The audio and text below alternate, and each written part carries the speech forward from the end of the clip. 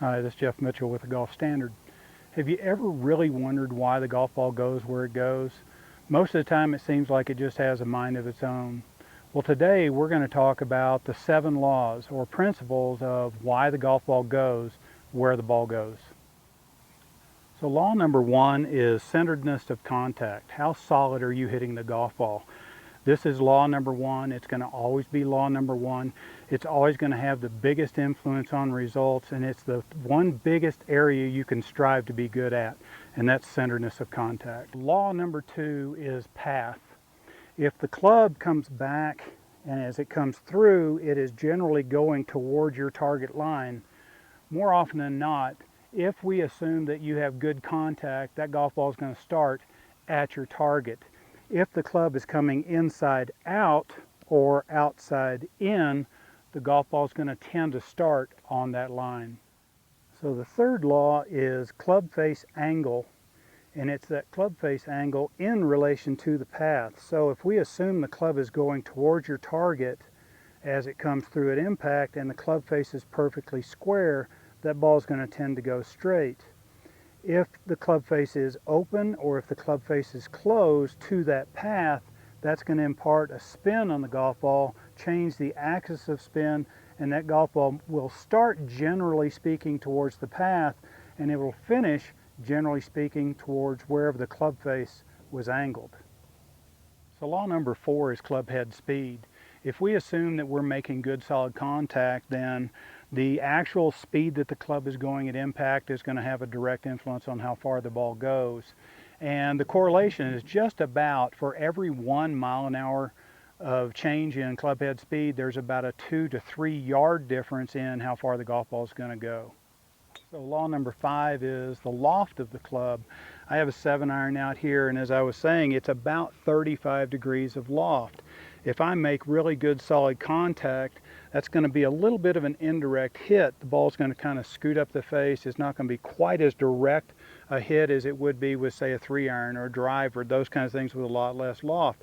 So your ball is going to launch at a little bit higher angle. It's not going to go quite as far. And I have a pitching wedge out, and the loft on this club is probably right around 46 or 47 degrees. And again, the more loft you put into this, the more of a glancing blow it is. The ball's going to launch at a higher angle, and it's going to go a shorter distance. So law number 6 is the lie angle of the club. As the shaft comes down to meet the head, the angle on the outside right here is your lie angle. If the club head is flat to the ground when you make impact, the axis of the spin will try to make the ball go straight.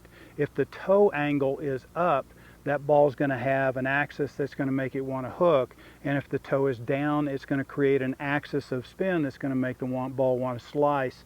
And the lie angle is a little bit different on each of the clubs based on the length of the club. Your pitching wedge is going to be a little bit steeper, 7-iron a little bit flatter. But all you have to do is to check your divots, and you'll have a good idea of whether that lie angle is appropriate for what you're trying to do and if that's exerting an influence on the golf ball. And the 7th law is what I call angle of attack or dynamic loft. And what that is, it's the difference in the actual loft of the club, which I said with this 7-iron somewhere right around 35 degrees, and the actual loft of the club at impact.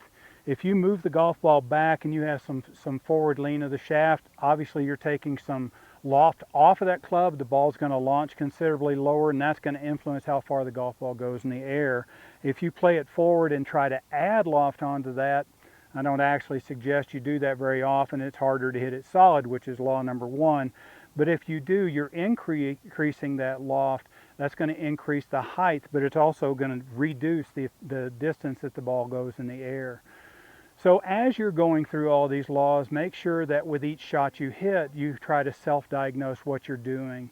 It is always going to come back to law number 1. If you don't hit the golf ball solid, you need to forget that you ever hit that shot, because the feedback is just simply not going to be accurate. But if you do hit a good solid golf shot, there's a lot that can be learned. You can figure out what direction it starts on, what kind of axis of spin it has. You can look at your divot to see if it's toe heavy or maybe even a little bit heel heavy. But you can go through all 7 of these, and you can probably self-diagnose a lot of the things that are going on in your swing. Have a little fun trying to figure those things out. Till next time.